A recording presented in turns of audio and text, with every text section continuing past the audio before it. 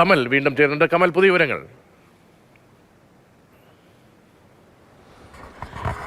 ഇപ്പോൾ വനംവകുപ്പിൽ നിന്ന് ഔദ്യോഗികമായി എനിക്ക് ലഭിച്ചിരിക്കുന്ന വിവരം, അത് ഔദ്യോഗികമായി മാധ്യമങ്ങളെ അവർ അറിയിക്കുന്നതാണ്. ബാവലി സെക്ഷനിലെ വനമേഖലയിൽ നിന്ന് ഈ ആനയുടെ റേഡിയോ കോളർ സിഗ്നൽ ലഭിച്ചിരിക്കുന്നു. ആ ഭാഗത്ത് ആനയുണ്ടെന്ന് സ്ഥിരീകരിച്ചിരിക്കുന്നു. ആനയെ ഫിസിക്കലി അവർ കണ്ടിട്ടില്ല, കണ്ടെത്താനുള്ള ശ്രമം തുടരുന്നു.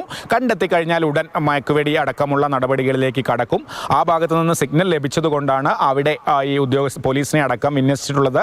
ഉദ്യോഗസ്ഥരടക്കം അവിടെ കേന്ദ്രീകരിക്കുന്നത്. ആരെയും അവിടെ നിർത്താൻ നിർവാഹമില്ല, കാരണം അത് വനമേഖലയാണ്. അത്തരത്തിലുള്ള ഒരു വിശദീകരണമാണ് ഇപ്പോൾ വനംവകുപ്പിൽ നിന്ന് ഔദ്യോഗികമായി ലഭിച്ചിരിക്കുന്നത്. സിഗ്നൽ ലഭിച്ചു എന്ന് മാത്രമാണ് നിലവിൽ അവർ ഔദ്യോഗികമായി അറിയിക്കുന്നത്.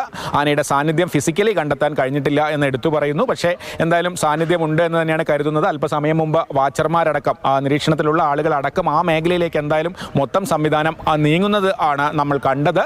എന്തായാലും അവിടെ സാന്നിധ്യമുണ്ട്. ഫിസിക്കലി ആനയെ കണ്ടാൽ എത്രയും പെട്ടെന്ന് മയക്കുവെടി വെക്കാനുള്ള സാധ്യതയിലേക്ക് കടക്കും എന്നാണ് വനംവകുപ്പ് അറിയിക്കുന്നത്. ഒരുപക്ഷേ ഇത് ഒരു അല്പം മുൻപുള്ള ഔദ്യോഗികമായ വിവരമായിരിക്കില്ലേ കമൽ? റേഡിയോ കോളറിൽ നിന്നുള്ള സിഗ്നൽ മാത്രമാണ് ലഭിച്ചത് എന്നതൊക്കെ അതിനുശേഷമല്ലേ കമൽ നേരത്തെ പറഞ്ഞ പോലെ ഒരു മൂവ്മെന്റ് അവിടെ നേരത്തെ ഞാൻ അതിനുശേഷം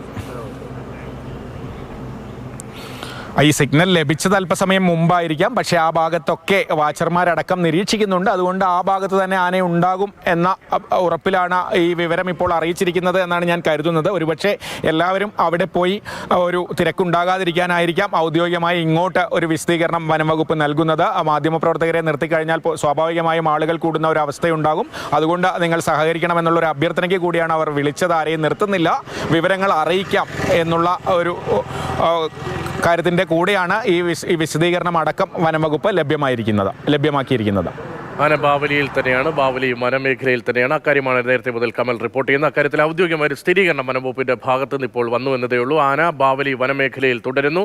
റേഡിയോ കോളിനുള്ള സിഗ്നൽ ലഭിച്ചിട്ടുണ്ട്. അതിൻ്റെ അടിസ്ഥാനത്തിൽ ട്രാക്ക് ചെയ്യാനുള്ള ശ്രമം നടത്തുന്നു എന്ന് മാതൃഭൂമി ന്യൂസ് രാവിലെ മുതൽ റിപ്പോർട്ട് ചെയ്യുന്നുണ്ടായിരുന്നു. അക്കാര്യം സ്ഥിരീകരിക്കുകയാണ് വനംവകുപ്പ് ഇപ്പോൾ ഔദ്യോഗികമായി ചെയ്തിരിക്കുന്നത്. റേഡിയോ കോളർ ഘടിപ്പിച്ച കർണാടക വനമേഖലയിൽ പുനരധിവസിപ്പിക്കപ്പെട്ട ആനയാണ്.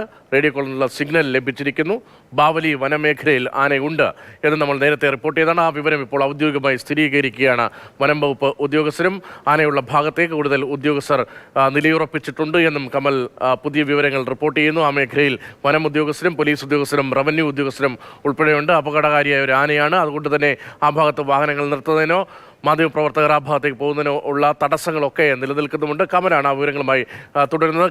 കമൽ, ഈ വനം ഉദ്യോഗസ്ഥർ ഔദ്യോഗികമായി കാര്യങ്ങൾ വിശദീകരിക്കുമ്പോഴും ഇതിൻ്റെ തുടർച്ച എന്താണ്, ഇതിൻ്റെ തുടർ നടപടികൾ എന്താണ് എന്ന് കൂടി പറയുന്നുണ്ടോ?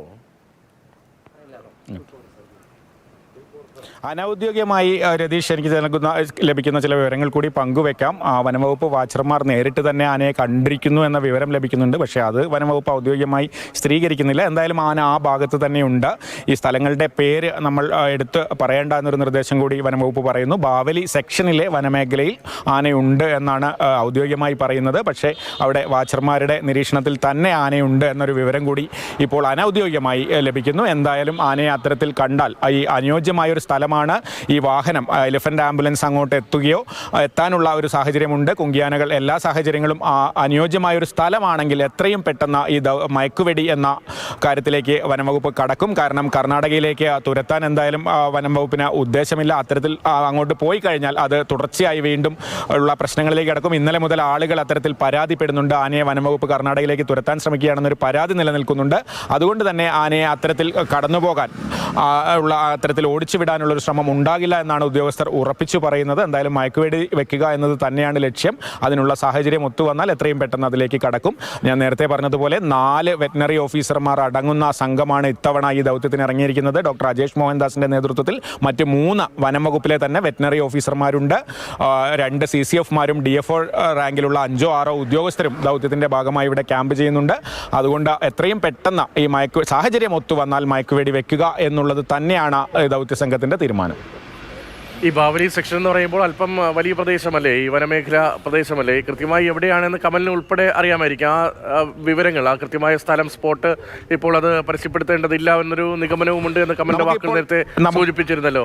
ഇപ്പോൾ ഈ കുങ്കിയാനകളെ ആ ഭാഗത്തേക്ക് കൊണ്ടുപോകുന്നതിനുള്ള ശ്രമങ്ങളുണ്ടോ? രതീഷ്, കുങ്കിയാനകളെ ഇപ്പോൾ കെട്ടിയിരിക്കുന്ന ബാവലി തടി ഡിപ്പോയുടെ പരിസരത്ത് നിന്ന് ഏറെ അകലെയല്ല ഈ പ്രദേശം എന്നാണ് എനിക്ക് മനസ്സിലാകുന്നത്. റോഡ് മാർഗം വരുമ്പോൾ കുറച്ച് ഇപ്പുറത്താണ്. ഈ റോഡ് നേരത്തെ ഞാൻ പറഞ്ഞതുപോലെ മാനന്തവാടി മൈസൂർ അന്തർ സംസ്ഥാന പാതയാണ്. ബാവലി എന്ന് പറയുന്നത് സ്റ്റേറ്റ് ബോർഡറാണ്.